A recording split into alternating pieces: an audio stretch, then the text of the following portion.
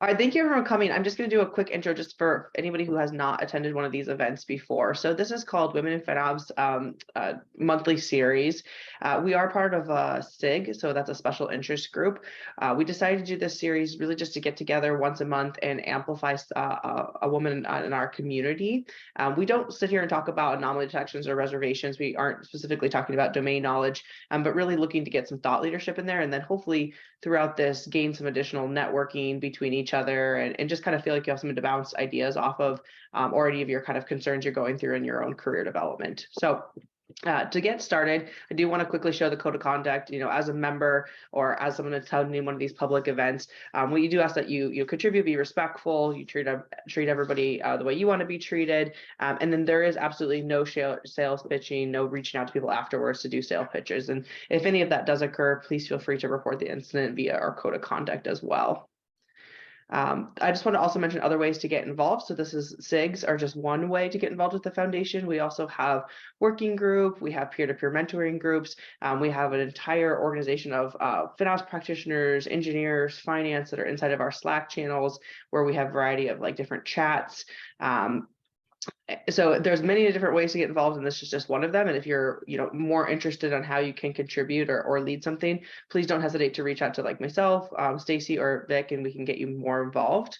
One of my call to actions to you all is we do need more diverse voices in the community. And so if you're ever thinking you would love to run a working group or be part of the working group, please reach out. I will help you do that. So getting into our speaker today, Sandra reached out to me a couple months ago and was like, I really like these events. I would love to speak at this. What do you think? And I was just so excited that she offered to do that. She's going to give us a very new, fresh approach to her journey. She's 30 days in to really leading a FinOps practice at her organization. And she has such an interesting story on how she got the confidence and courage to make that leap as well. When her and I connected offline a little bit, I was, really interested in her story, and I feel like we had a lot of similarities. We work and almost to we're burnt out, but we don't always recognize those signs of when we're burnt out. So we're going to talk about that a little bit. And then the other thing when we were talking was a little bit about how maybe a little bit of resistance at first to joining women groups, and how her mindset has kind of pivoted around that. So I think she's going to share a really, really interesting story with you all. Sandra, you go ahead and give us a quick introduction about yourself. Where are you from? What's been kind of your journey to date to get to this new role you have? That's such a big intro on me. 20 working years experience in various industries. My education is so long time ago that it's not even relevant. I'm Bachelor of Economics, but I got there, without thinking really, without planning my future. So as I told before, I was in a band or several bands of heavy metal. So I didn't imagine myself working 9 to 5 hours at all, or in a bank, or being accountant. And these were my first jobs eventually. And that's what happens when your mom just suggests or recommends what to do, basically. You don't know what to do. So none of the jobs around my area or the people I knew was very exciting. So whatever, just go whatever somewhere. So yeah, that's very short. And so I started in financial service consultancy. After a while, I realized I need to start to kind of do something that is interesting also, not just going with the flow. And then I was taking from financial service as a business plans writing and market research into more data, into analytics of the data, into data warehouse, into building data warehouse, into actually being data engineer. So writing pipelines, learning Linux, Python, all these tiny things. Then you have to go to cloud eventually. How long are you going to do on-prem? So going to cloud, how do you go in cloud? Well, if nobody knows how to go in cloud, we do certification. And we at least get compliance to tell us, yeah, you can go to cloud if you're certified. So somebody had to do it. I did it, and I went to a cloud architecture to certify. And then I realized that's a huge, big, another world, actually. And I was taken into platform team, automations, helping others to get into cloud. And then the next stop was cloud governance, which is another huge thing about on top of that. And being in cloud and governance, I love so many things that are involved in this. Along the way, I have been doing so weird things that are not my tasks even, but just grabbing and being involved, whatever else is happening. Or let's say if I'm dependent on something that is not working properly, I get involved and try to fix it basically. This way I have been involved in many companies in actually switching SSO authentication, for instance, or authentication as such, because my reports needed proper way of adding user access, so yeah, the areas is I'm very all over the place, interesting on things. Yeah, and the latest is FinOps infection, which is again another huge area to be in. That's like really run through. You didn't want a 9-to-5 job and you were in a band. I thought that was just really, really fascinating. So once you decided like, okay, I'm going to commit to this 9-to-5 life, what's been your kind of, how have you approached going into the job market and finding something? Well, that's the passion part of that. And yeah, usually, I mean, if it's not a passion, then you need to find it. And it's kind of, even if the job you started, and it many times has been that they tell you that this is going to be something, and then it turns out to be something else, actually. So you kind of can find that passion for a while, at least, to do something that gets your juices going. At least I can't imagine not to do it. So I have to find it, basically.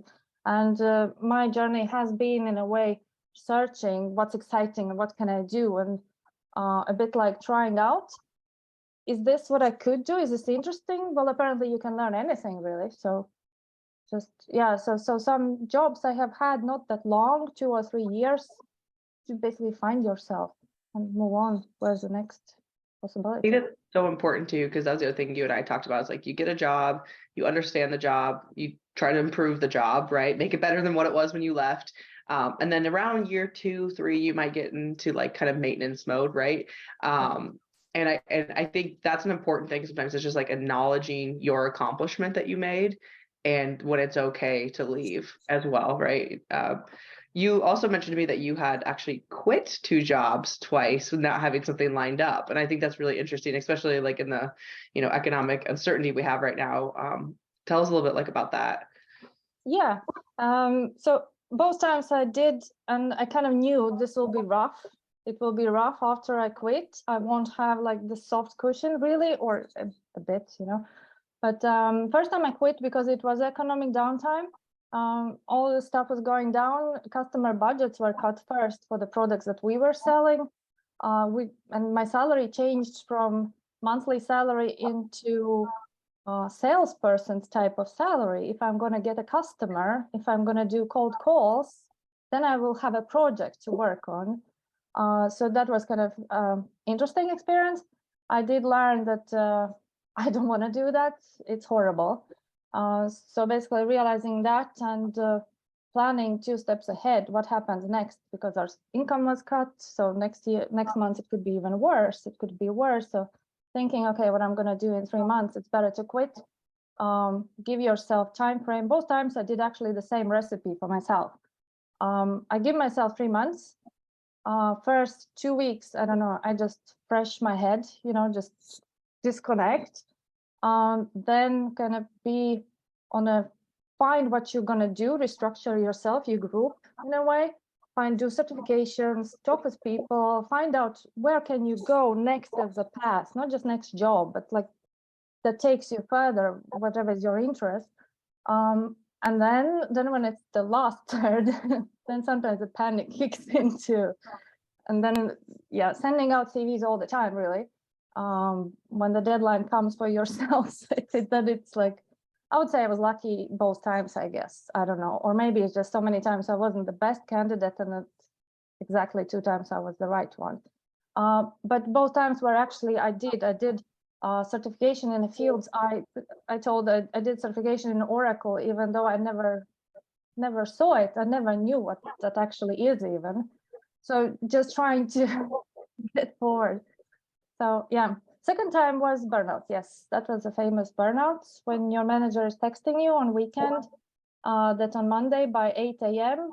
And it's not just, I can understand sometimes when it's, you need to put in, I have been getting about 5 to, go to office and finish a project. That's fine. But when the text is that by 8 a.m. the color of the chart has to be different, then it's like, okay, oh my gosh. Yeah.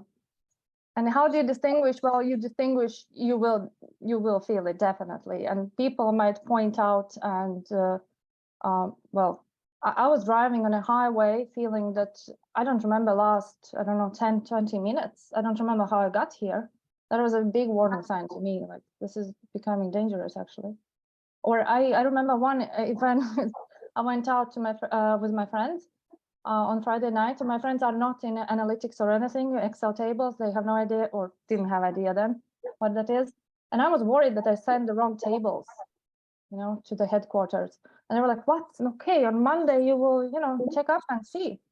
And they were like, no, but it's like sales analysts, like they are looking at you like, are you normal?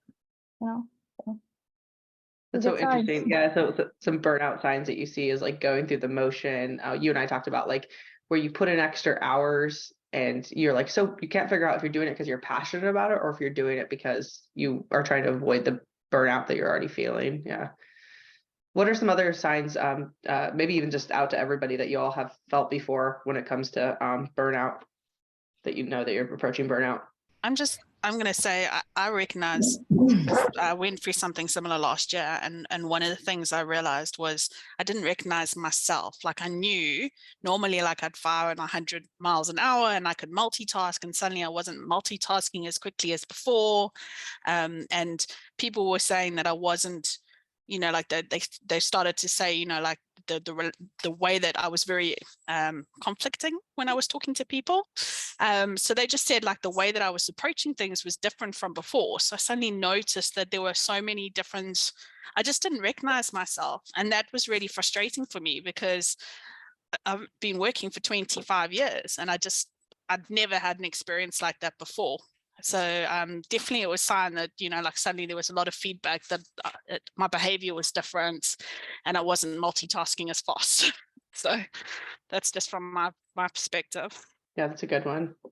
We can all so relate to what you're saying, Sandra, because I think as women, they just push us into a box and you're supposed to be like this. And when we outshine, we perform so much better than the others. The men around us, we are doing so great, and you want validation. Like, you're doing great, but I think we all seek some validation. Yeah, and Sandra, you and I talked about that a little bit of like one of your advice you said was like if you're doing really good work, you need to tell people that. And I thought that's really interesting. We kind of hesitated. Do you want to talk about that a little bit in your experience there? I think it's very, very, very on the thing that you were starting to say about not getting feedback, not getting acknowledgement maybe enough, and doing the majority of the work or impact.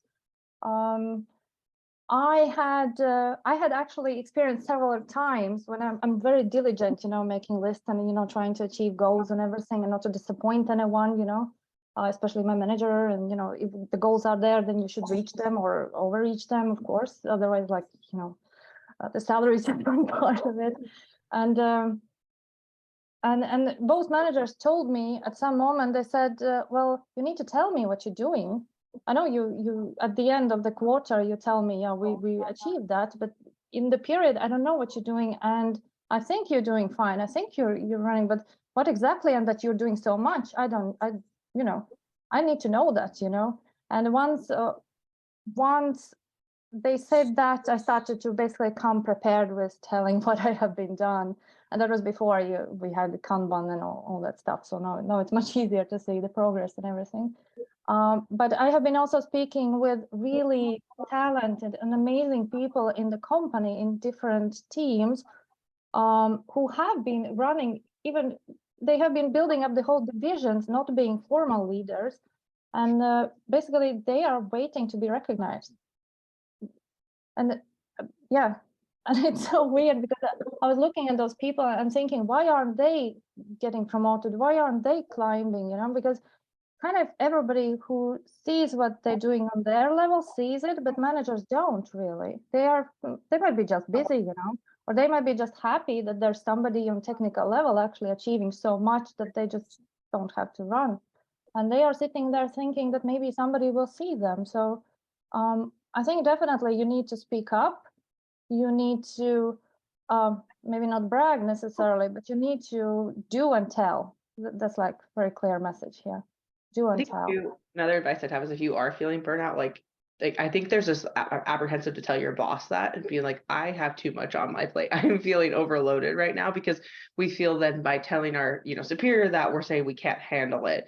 And instead, I think going and saying, this isn't working for me, and here are the new boundaries that I'm going to set. So I'm not going to take calls after this time. I need to get my kids on the bus at this time. And so I think coming with the solution when you say that to them is really, really important. And, I also think it's the boss's responsibility to help with that overload too. And sometimes if they don't, I think you need to bring it up, because it's like, I would really like to know when we're going to hire the next person that I could offload some tasks to, so I can be more strategic about this stuff. But I've personally felt apprehensive to do that before, because I'm like, does that look like I'm failing because I can't handle the amount of workload? So, and so many times actually, the people who are needed to do a job are less than they would be needed to do the job, so you're being over. And if you're really good at what you do, if you're really trying your best and putting extra mile, you will just get more. You will just get more tasks, and you have to say no. And in a way, you have to help your manager. Basically, they don't know. They might be even thinking everything is great. They are thriving. They have 4 hours of sleep, and it's great. So sometimes you need to help them too. They might be just busy and not seeing it. Yeah, that's a good point. I do want to kind of pivot onto the next kind of thing that you and I had discussed a little bit, which we kind of had this in common at first too, is like initially, within the old company I worked at, they had something called WIT, so Women in Technology Organization, and it was a little bit like also resistant to joining it. And you said you felt the same way. Can you talk a little bit about that and how maybe that's changed, and why you now see some of the value in developing some of those, women relationships? Yeah. So yeah, as you said, I wasn't very much into women in anything, mostly because in general, I didn't feel like that the woman is what I am sure, visually, and but I wasn't thinking about myself, especially work-wise, I'm coming as a woman to work now. So, and also that is just one trait of me, right? So kind of all those unions were a bit too wide, too wide range of or interest, too wide range of experiences, too broad. But then in my previous company where I was working, that was actually driving Women in Tech Sweden, SheTech. And you join one Slack channel, another one, and then you join also that one, you start to read, and then you see managers talking, and the higher level people talking. Your CEO woman is talking, and she's being very open about how she had imposter syndrome when she first went into board of members room full of men, so how she felt and how she got over it. And I really loved when she just said, well, I just thought, how much longer, like, cut it, enough, just deal with your imposter syndrome. If they thought you're good, then you must be good. That's it. Okay, start to work. So all these things. And yeah, I started to listen more. I started to talk with women actually in tech or in the company more. And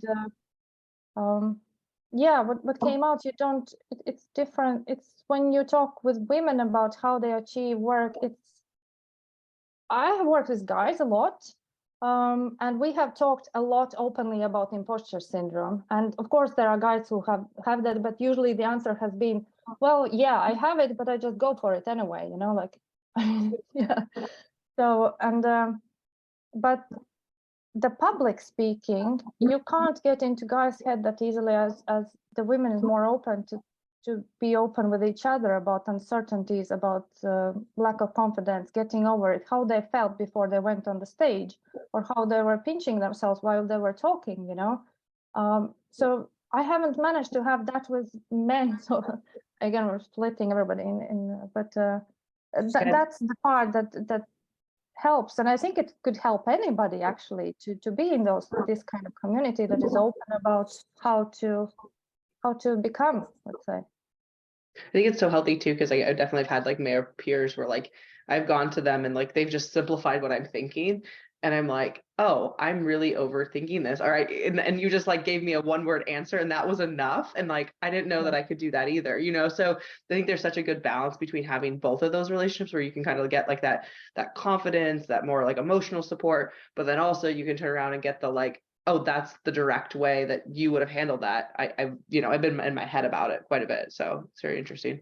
Yeah, to me, it was a very big difference when, well, especially I moved to Sweden. So in Sweden, it's in general very different than Europe, or maybe Nordics are different. And that's quite high level of equality, you could say, or what's the word right away, and openness about salary, for instance. But that was like 10 years ago when I was negotiating my salary before relocation to Sweden. And my partner, he said, like, what? You can ask more. They offer you this? You can definitely ask more.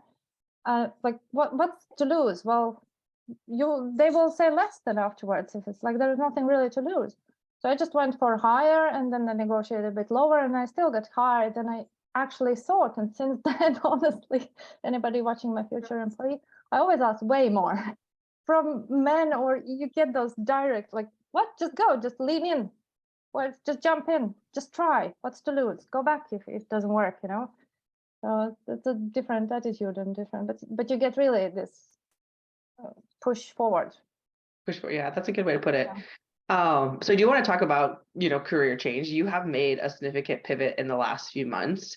And you mentioned to me that you couldn't have seen yourself, really building or leading a FinOps roadmap for an organization, and now you're doing it. So how did you go from not thinking that a year ago to taking the plunge? Yeah, well, for me, definitely that's some kind of sort of maturing into it.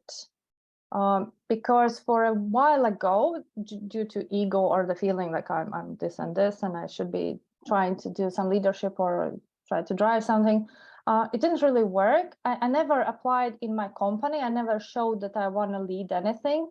And I also didn't really feel like leading people as such, as, being just a line manager. That's not anything. And to me, the management hasn't been really promotion of the job I have been doing. It's like totally different type of the work in a way. And also a fear, of course, definitely lack of confidence. And how am I going to lead something that I'm not 100% sure how we're going to do it? That's the biggest thing. I'm not a risk-taking person. You can't tell it by my LinkedIn profile, but I'm not. I'm really not. I'm calculating at least 5 steps ahead, and if I can't see those 5 steps, oh my God, that's the lead position in a way. You have to vision, you have to set that goal yourself. So it basically just clicked. And yes, there was the specific FinOps role came to me, the lead position came to me, and I was hesitating to say yes. But then at that time I watched, or was it podcast? That was podcast. FinOps podcast with Alison McIntyre, and she was speaking about how to do forecasting, and that thing just stuck. It's like it was just the last dot on I, and she said, just put a stick in the ground and start somewhere, start somewhere. And then I started to look at okay, what others are saying, like how does it work? I look at my leaders, look at my previous managers. They just started somewhere, and they did shift several times, and it's normal. And it didn't seem that anybody knew where they're going to exactly be in 2 years or how to get there. It's just so everything just fit together suddenly. Yeah, maybe I told you something out before. I don't know. No, I think that was no. I think that was interesting. Of just like, you gave the the confidence. You're reading the content, and then you're just hearing others. And you mentioned something like seeing others in the community lead the way. And about 4 years ago, I interviewed someone that was just 4 months into a FinOps role, and I really liked them, but there was a stronger candidate, right? And so didn't go with that candidate, but obviously connected with them on LinkedIn. And I just noticed a couple of days ago that they're now a senior FinOps analyst. That was 4 years ago, right? And so I kind of got excited seeing their profile, because I was like, oh, I felt like that was always like a missed opportunity not hiring that individual, and to see like where they went from like right out of school to now they're senior FinOps analysts. Like that just excites me on the fact that they could take that quick of a career journey. So I think that's my biggest call to action is just like start today, because you'll be amazed where you are like a year or 2 years from now, especially in this field that's growing so fast. The thing is that there are so many factors that could be affecting it, that specific person, even if you were approached by somebody, you saw something and it just created some kind of motion, new direction without even realizing. Yeah. I think that's the other thing too, is like everything is just like one decision, and if you don't like that decision, it's just another one decision away from that decision, right? And so it's sometimes it's taking the hurdle of making that decision that's so hard to do. So you're 30 days into this new role. What has been your new strategy? So give us advice. If you're gonna just go, take a new FinOps lead job, managing director job, like you're 30 days in, like what are you doing? Whole new company, new people, all of that. Well, you try to make sense of it. The company is new, but also the way of working is new. The whole cloud is new. The priorities in the cloud, I have no experience. So that's like learning also that, which is fun. I love it. So it's totally a new way of working. But as I said, it's clicked. And I have a feeling that I can drive something that even though I don't have a clear picture, now I'm basically focusing on listening, on trying to book as many meetings with different people as possible. And in a way, I'm doing like something that sounds very scary, or would sound very scary for me years ago. And that is basically booking several parties together. As you know, FinOps is collaboration. And if there was good collaboration, well, my journey would be much easier there, but well, it's not, so it's even harder. So it's like a chicken and egg now. But I'm basically booking many parties together and sitting there and being clueless. While I can afford to be clueless first month, just, okay, how do you do that? How would you do that? Where are the gaps? What's happening? How do you feel there? How do you feel there? Who is, what's missing? And basically listening and just drafting tons of mind maps, writing down as much as possible, then deleting everything, then again writing down, and drilling through data, trying to go the journey from different personas' perspective, basically, which I get stumbled all the time, but that's part of the job. That's awesome. And you mentioned you're searching for your champions along the way. Like Yes. You can tell who's reaching out to you and engaging and Yes. starting to build that group. That's awesome. Cool. Okay, so before we turn over to Q&A, I guess give us a couple of your key takeaways, your key advice to the group. Oh yeah. Well, I actually thought at the very last moment of several others that I thought before. One is definitely do and tell. Do that definitely, but put work in it. Don't brag about things you haven't done. Don't overestimate. Don't overstate. Quitting is fine, but do your job first and try to achieve things. Try to be something to be proud of when you're leaving, even if it's a small thing.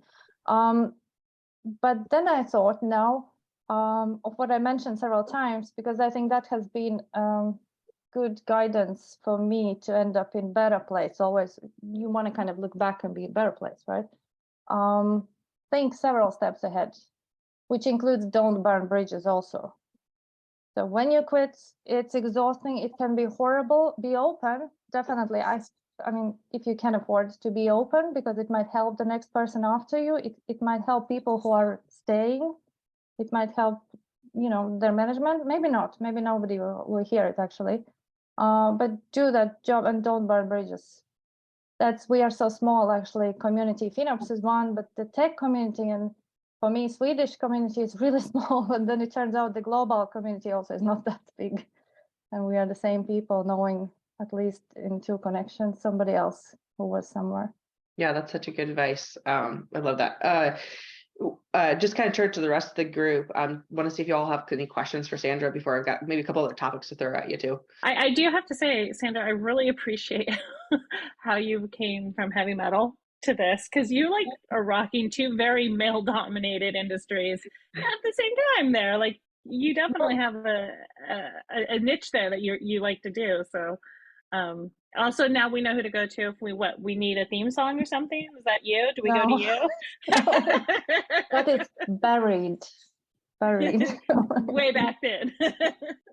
Thanks, Sandra, for sharing. It's really definitely resonated, and yeah, really value the discussion. So thank you. I do have a question, actually, Sandra. I was thinking about this when you were talking about how, you know, when you were hesitant, it sounded like, to also get involved in anything that's like a women in tech or a women's group or anything like that. And that resonated so much for me, because I feel like for such a majority of my life, or my career, I was like, took pride in the fact that I didn't feel like I needed to have that be my thing. I could, you know, I could work, I can just do my job. And then once I actually got involved with women in technology groups or women doing something type of groups, and how much that helped and impacted me positively. But what would you say? How would you tell somebody that's on the fence about that to get involved? Because I think there's a lot of us that, you know, maybe we mentor people, or maybe there's just people we know, without coming off. I don't always want to say it's like the emotional support, because I feel like there's so much more, like even business acumen, there's technology information that I'm getting out of that. There's just a lot of things, and I don't want it to be just emotional. What would you say to people to encourage them to join affinity groups or groups like that? Well, I would, just like about anything, you need to try. And if you didn't feel good or didn't get anything from one type of group, try another one. I have joined, I don't know, women in Python, women in, well, in tech, like there are several versions of those. Women want to be leaders or women this and that. And it usually was different type or different interests than actually I had, judging by the word of it or the title of it. So, and FinOps community for me was great because it's very specific enough, and I'm really focusing, and I'm trying to prioritize my time very much, also my private time. I need to have time for gardening. Well, not now, but soon it starts. And you know, this is really great. I don't have to be in another community that's not related to my work. I can have it combined. And women in gardening is not really the group I'm interested. So we have here prioritization ongoing. Do we need to start a Slack channel for that, Sandra? FinOps gardeners. Yeah, I don't know. I have tried in many Slack groups, gardeners and book readers, and it's very hard, but you need to try, right? You need to try in different communities, create under communities. And I have tried in every company I work to start a book club, but it never clicked really. So, okay, it didn't work, but maybe once it will work. I don't know. Hoarders club, I would say, rather. I want to get to Lillian's question, but one thing that kind of leads into that is you said don't wait to be noticed and to tell others we're working on, but to branch out and like talk to other teams within your organization. And I thought that was really interesting. Can you share a little bit more on that? Yeah, because actually my journeys have been, I don't know, great. I'm not at the end of my journey. It sounds very weird. But well, we used to have coffee, you know, coffee time in lounge or something. You were meeting other people. Well, now it's like harder maybe to come over to a different department, but it has been very much to just go and don't work in your area. Go see where your area expands out, and just have, as we say, fika together, coffee break together at the end of the day. Join this talk, join some other forums that are not directly related to you, that are a bit wider than your area is responsibility. If it's possible, read up and connect to people, see if you can get use of what they are doing into what you are doing. And about this FinOps thingy also, as there was a chat on how do I start my journey in FinOps, how do I get into the field? Let's say if your company is not doing anything FinOps like, or you want to get into the field, just talk about that. Start in the company where you can do anything remotely related to that. Sure, you can't run a FinOps practice right away in any company you join, but if you join in any cloud related team, you can be doing that. And certification won't be enough, that's for sure. You need some proof. You need whether you have done anything as a hobby, you know, your private cloud environment, you have done something, you have understand what you're talking about, or you have tried to do something in your direct work, in your direct job. And that's like, if you work in cloud, that's easy. You can do any part of FinOps there. You can build some dashboard, you can build something for your own team. Well, even just alerts and then budgets, so that's the start, right? Yeah, that's a good answer. And then let's go to Lillian's question. She goes, any suggestions for what to do if you're doing really good at work, it's not being acknowledged or noticed? How do you get your work noticed when you're in a lower position and therefore not the same space as senior management? You take that and then we'll maybe open it up to the group to answer that too. I think sometimes you just lose the battles also. Yeah, I'll kind of give some of my perspective. When I was on a leadership team at my previous company, we would periodically do reviews as a group on like individual contributors. And one thing that I noticed was when there was an individual contributor that was like, again, not only just doing their job, but like talking to another manager or helping other managers or, kind of not just in their own bubble. Then when it got to that meeting, it was like, oh yeah, I've actually interacted with so-and-so. Oh, I have too. Oh, they did a good job on this. It's like almost getting your name out there. So when the conversation comes to talk about you, there's more than just your manager commenting on your performance. And so that always felt kind of, again, going along with what you were saying, Sandra, is like, don't kind of stay in your own bubble. Like ERGs are a good way within your organization to meet more people in your team. But like, if you really kind of think machine learning is very interesting, like go email the machine learning manager and say, I would just love to know what your team is doing. If there's any way we can collaborate on that. Worst you get is not a response back, right? So I guess maybe that's my advice. Kim, how about you?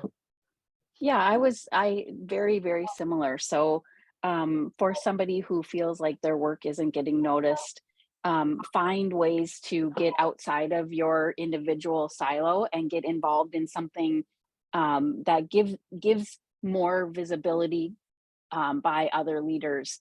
And in that way, as you get involved in more, your name is being heard and your work is being seen. So don't just stay focused on your own desk, but get involved in those ERGs and stuff like that. And the managers usually like the ones that are volunteering to do something additionally across the teams. You just need to, and 1 minute, as Ashley said, the worst, there won't be a response, but definitely if you will approach 3, 1 definitely will answer.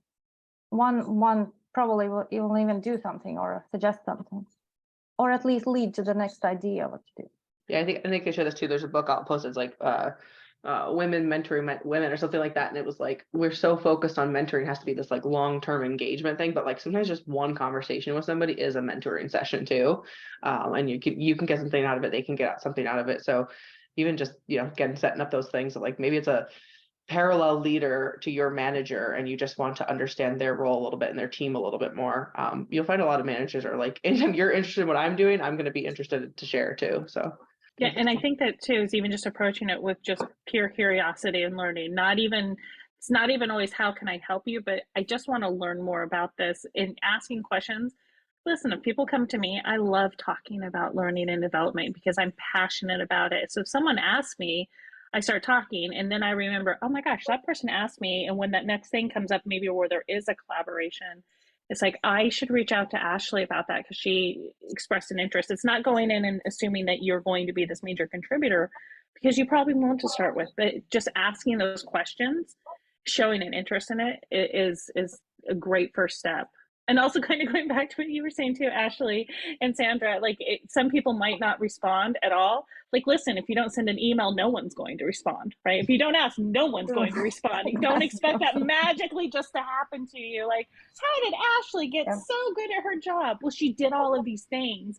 I didn't do all these things. I can't expect that to just naturally rub off on me because I hung out with Ashley all the time. That's not going to happen. I'm lucky if it did, but it doesn't. I've taken to social media and I post heavily on LinkedIn. I post in our internal Yammer group, even small wins, because it's like, okay, I don't care if anybody appreciates or not, but I want the larger community to know that this is what we did. And we as a team were able to bring down or work together, or at least they know whom to go to if they have a cost related question. Yeah, I was just about to say exactly that. If you don't feel okay sending email or starting chat with anybody, just post it on your company. I don't know what you have there. Yammer, Blobber, Confluent. I do want to go back a little bit to the topic we were talking earlier on burnout. Any other folks have some experience they want to share there or recommendations on how you cope with it? I know we talked a little bit about boundaries before. Sitting in your car crying, is that like a good coping mechanism? Right. Like, listen, you all Long-term just laughed. solution. That was a long time ago, but I do remember there was a day when I drove up to my job and I just sat there and stared at the building. I'm like, what am I doing? And I'm like, all I wanted to do was call in sick and cry. I'm like, surely that's not healthy. Don't get to that point, people. Notice the signs before you get there. But did you tell it to anybody then at work? Yes, I was actually, this is actually, that was the catalyst for me to get into FinOps, to tell you the truth. It was that moment. I'm like, so that actually was a good moment. Like, it was that moment where I was horrified that I got to this place where I'm just literally going to a job, sitting there, being so anxious about walking into that building, but also not feeling like I had the strength to walk away. And it was that decision, not to just quit and do something, but look for something, but value myself and put myself first when I was looking for a new role, and not like, oh, this job, they will hire me, so I'm going to take that job. It was you know what? I will say no to a lot of people if I have to find the right fit for me, because I don't want to get into this place again. So it was, in a sense, a very good thing. And it was a catalyst for a lot that happened. But I do hope that if we talk about this, other people don't get to that extreme, that you can kind of figure it out before then. Did you learn that you could have done something differently? I think so. I mean, I think, yeah, for me, I think there's always learning. Is what was I sacrificing in that current position that got me there? And a lot of it was just me not speaking up. And it's really interesting what we're all saying here too. I was so guilty of that. Like, why aren't people acknowledging me and my work? And I wish that I had a group like this back then to say, here are some ways to let other teams know who you are and how to almost kind of be your personal brand and all that. I was just listen, Sandra, I learned that I was just letting life happen to me instead of being actively involved in what was going on. How do you tackle comments like, oh, her performance is an outlier, that's not typical of what happens at our company? And I'm like, instead of elevating other people to this level, you are expecting me to just come down to mediocrity, and I don't think I could be happy if I was not performing at this level that I was. So far on the, it's like our teams won't even be able to catch up with her. How do you? I think we talked about this one time before. You know, I think it's so important when you're having your conversations with your leadership or management that, like, do you have the job description of the next role that you want? And like, if you don't have that, like, you should be requesting that, right? Or the other thing is, like, do you know what it takes to get to that role as well? And those are like the on paper things that you need to see. And if you don't have that stuff visible, that's like a really great conversation to have. And then I would also say, like, being a manager, there's also sometimes like you have everything on paper, but there's a feeling. And like, there's not the feeling that you're ready for that next thing. And then that's a different conversation with your leader of like, how do I get you, what do I need to work on so that you have that feeling about me? And I think that's the most difficult conversation you can probably have with your leader, because you can go and check the box. And as women, we do that, right? We inherently go check things, but it's that softer side that maybe your leader hasn't been able to recognize. And then that is the case of like, how can you help put me in situations where I can let you see those, that I am capable of what you're not seeing or feeling. So I think that those are important conversations to have. I'll also add, like, for me, getting the paper is the hardest part, right? Because, like, I'm technically a data analyst. I'm not a FinOps analyst. And the data analyst description at my company is very much like, you know how to do, like, ETL and ingest data, whereas my day-to-day is very much like FinOps consulting, business consulting, right? Analytics, things of that nature. So it's like, okay, this is what the paper says with my manager in the company of what the job description is. But for my manager, what is that checklist that means success in this role? And what does it mean to move forward? Because without that, I'm never going to succeed because I'm a FinOps analyst, not a data analyst, which is what the company says I am. So that's helped me at least. Terrible advice, but I'm going to give it anyways. Then you should write what that looks like and provide it to your manager and get them to agree that this is what they think the next thing is. Take that lift off of them if you've been asking for it and haven't gotten it. At least that would be my approach. But Stacey knows I'm the person that will put things on myself to do. Sandra, I think about like we need an update every like quarter. Like now we need a 60-day and 90-day update of this new role. And you start building that individual playbook for being going into leading this in an organization now. You know, I actually have been I always have saved the job or from job ads, what was there and what I was doing, or what on the first performance review, what you were checked against. I don't remember times when it was perfectly fitting even. So yeah, it's job description might be something else, but what turned out that you are actually going to do. So you need to, if manager is not keeping up with things, you need to keep up with these things. You need to question, you need to go and ask. It's for your own good. You might have good managers who are asking how you feel, but not necessarily they will do that. Kim, I know you're a people manager. Are we we come with that approach to you, are we hitting on the right path? Well, I have a couple of thoughts about that. I've created my own job a couple of times at Target. And I'm in the process of creating, this whole team with all of this stuff. And so I think, and I was just typing to Janine, be proactive and create what you think that roadmap should look like. And then start talking about it as if it was, no, this is just normal. This is what we should do. And I was going to say, there's people in this audience who would be willing to help you create that roadmap, so that you have confidence in it and you can start to socialize it. So yeah, amen for making it up all on your own. Actually, since this is my talk, I can share another experience. Basically, when your job is limiting, for instance, I just talk about myself, okay? I don't know your. So if you have to do something that becomes mundane, and then you need to start to entertain yourself, or you want to go different direction with your job, kind of what you're doing.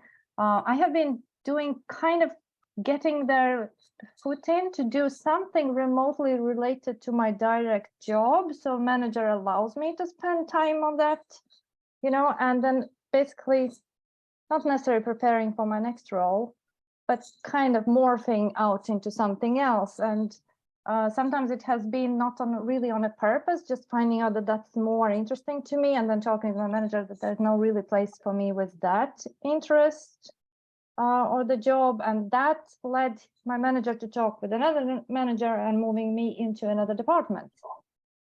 So, it's good to talk. They won't, I can't imagine firing somebody for talking that they are doing something else than in description, because clearly that might be needed. Actually, in my case, I was going into infra a bit too much from analytics part, so because it was more interesting. But I think everybody gained from that in the job market. Yeah, that's one of the things I liked. My previous role, we had this agreement that if you wanted to go work on another manager's team, you could do it for like 6 months to try it out.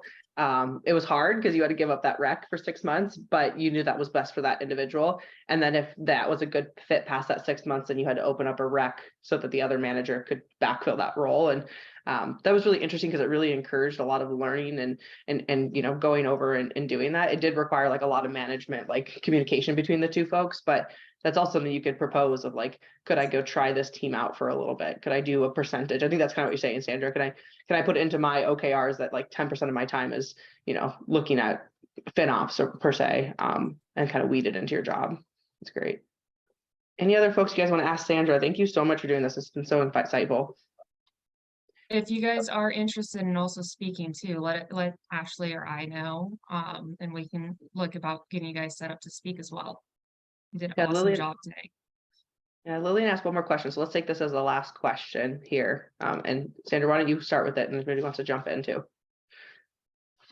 Oh, I don't know. I just jumped in the middle. I don't know.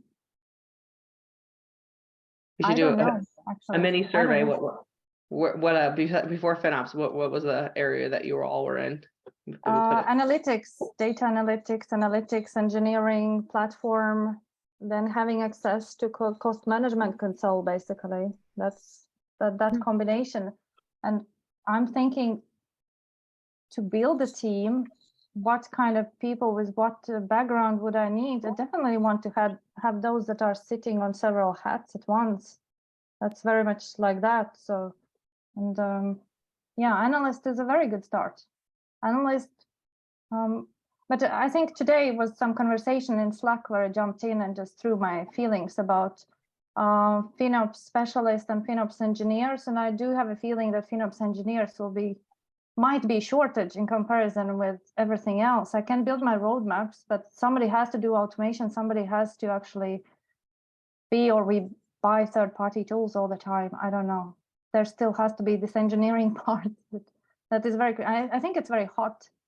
It might be hotter than FinOps specialists and FinOps analysts. But I just talked with one backend guy or DevOps guy who kind of heard this FinOps word, and he said, what the hell is that? And then I started to explain what the hell is that. And he said, oh, that sounds very hot, actually. That I could do, that I could just build and go build dashboards, go build flows and automate things and everything. And like, yeah, that sounds really great, but you need to explain them. And I think it's gonna be a hot topic. Maybe I went away from that. Sandra, you're gonna be building your team pretty soon by just recruiting people over to your FinOps org. And maybe just to chime in what Sandra is saying. So my name is Trina, and I'm sitting in the same region. So I'm sitting in Copenhagen, Denmark, but covering Europe, right? And I see the same thing. There's an extreme shortage of engineers, but also people understanding what is FinOps. So when I use the term, some people have never heard about it, and the ones that have, they don't fully understand what it is. They think it's just cost optimization. So I'm really struggling to get the whole FinOps framework conversation out in my region. So maybe, Sandra, I'm going to ping you and see if I can leverage your network a little bit, because it's really difficult to pitch FinOps when leadership here, they just haven't understood the magnitude of the framework. They think it's someone buying reserved instances or turning off often resources. That's my view of. I've done some research in Nordics. We probably have a community of more experienced people, and I'm seeing job ads in Nordics out actually for FinOps analysts a lot, and these companies probably will have understood what does it mean, but I'm actually, the way I'm approaching that, and I don't have to sell it to C-level as such as FinOps practice, so that's great. In my company, there is understanding in general, but when I tell people who haven't heard, I actually do say FinOps is like fancy word for cloud cost optimization, because I don't want to scare them. I don't want to show them right away they hold this PDF or one picture, which I really love it, and I hope it will be merch, A2 size poster of FinOps in one picture, in color. Yeah, I do start with that, and then I'm thinking, let's go through the process, how it can work with everybody being involved, and then we will expand on the whole picture across, as we go. Yeah, I just want to call it. I did put it. Right strategies. I did put in there. There's the pitch desk out in that adopting FinOps, and I think it's a good resource to take and then take it, adopt it to your organization and write it. And I think a bigger thing is if you want to run this FinOps, team or lead this thing, then you put in your plan and pitch that. I want to do this. Here's what it is. I'm the thought leader. I'm knowledgeable on this. And here's how I'm going to do it. And then I think you'll get, you should be able to get a lot more buy-in. But I'm also happy to kind of connect with you too off this online. So I've done this a couple times. I thought it was easier. I think that was my point. You thought it was easier? Yeah. So the use case was the business case was quite clear to me. I know the company I'm coming from outside in, but it's my old company that I'm trying to pitch it to, and they have one person with an Excel sheet trying to do chargeback and showback for the entire business, both internal customers, and they're running applications for external customers, and they're unable to do any cost visibility, any chargeback, any showback. But they were like, no, it's too much. They would just keep this one person with the Excel sheet going, and I'm like, okay, call me in 2 years. If you think I'm expensive, I'm gonna smile at you when you come back, and it's interesting. Yeah, they'll hit that tipping point and come back for sure. They have my number. Well, thank you. I know we're at time. Thank you so much, Sandra. I don't think we have a speaker lined up for next month. If anybody wants to volunteer, let us know. Otherwise, we have another idea to do some type of like panel style thing. So we will have something, and we'll get that out there here shortly. So thank you all once again. Thank you. Thank you.